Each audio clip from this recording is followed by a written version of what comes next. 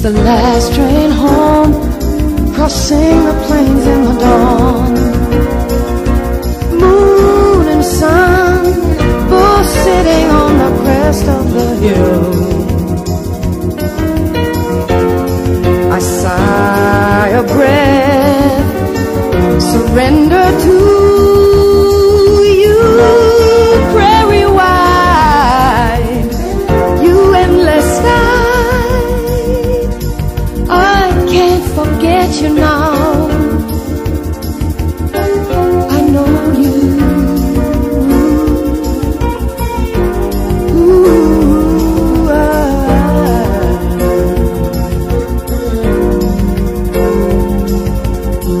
last train home, I'm standing right here in the dawn, while the years and all the miles fill my memory.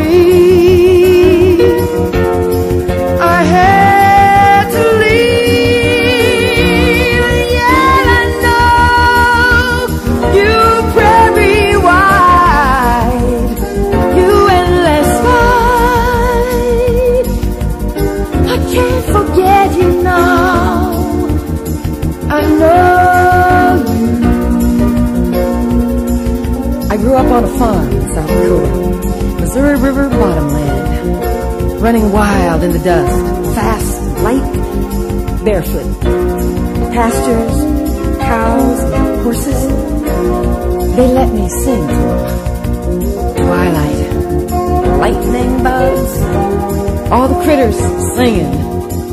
The night so dark. There's magic in that dark. All the crops are growing. In the dawn, so quiet. Then all the work begins again. Everybody works. That's how it is. There is a cruelty to this life, a loneliness, a separation from the rest of humanity. You have got to fit in here. This cultural monotony. It's a stolen Indian land.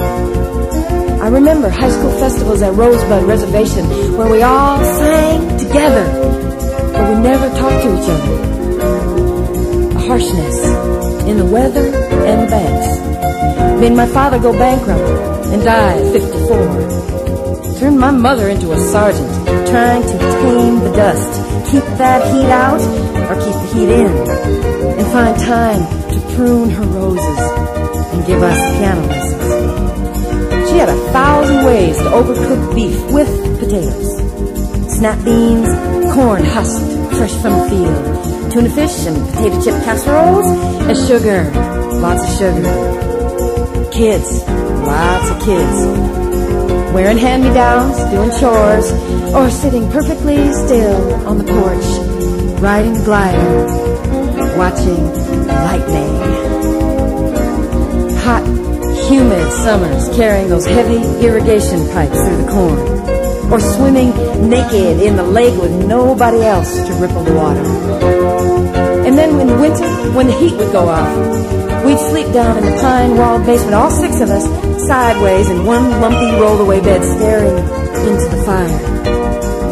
When the wood was gone, all the neighbors would meet up at the one-room country schoolhouse with kindergarten tables for beds and the coal stove steaming, talking story.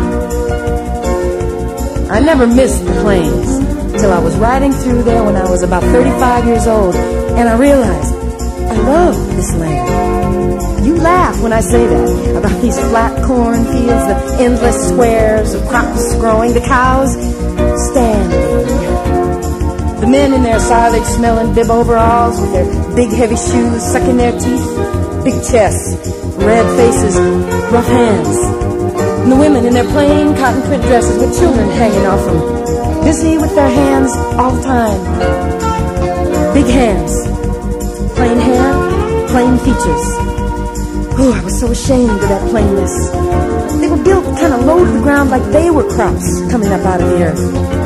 Miraculous people, sturdy. You gotta be. There is no mercy from the wind that blows out of that big sky. Hardly any trees make it, but the mulberry trees. I remember sitting way up high in the berry tree till my tongue was purple from the fruit. coming in.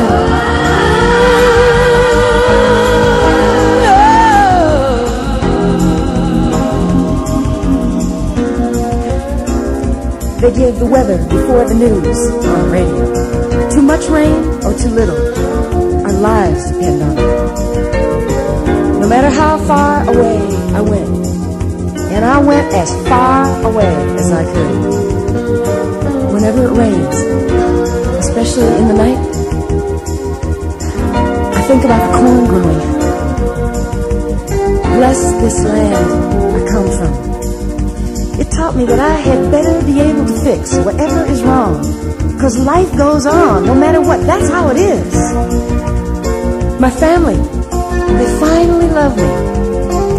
They have a hard time telling me in words that I can hear and hold. My mama told me, you just put one foot in front of the other. But what I wanted to hear was, fly, honey, you can do it. So I just follow my own dreams the best way I know how. And I love the land wherever I am. Love the land, the mother of us. Love the land, that's all. Ooh, I think of you.